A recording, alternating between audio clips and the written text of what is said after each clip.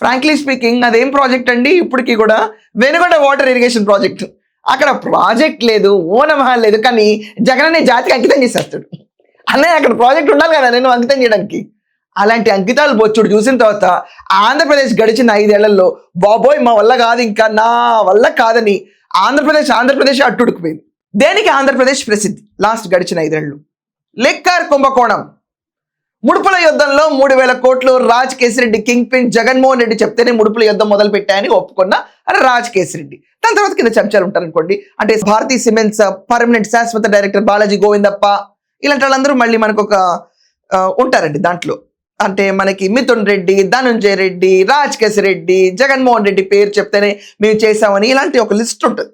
ఇది జస్ట్ ముడుపుల యుద్ధంలో 3,000 కోట్లు, రాజ్ కేసిరెడ్డి పర్సనల్ ఆస్తులు 2,000 కోట్లు పైగా. అండ్ అసలు లిక్కర్ కుంభకోణంకి వెళ్తే 1,00,000 కోట్లు. ఇండియా కాదు ప్రపంచం కూడా ఇలాంటి లిక్కర్ కుంభకోణం యుద్ధం ఎక్కడా చూడలేదు. ఇది ఒక ఫెదరు లాస్ట్ 5 ఏళ్ళు.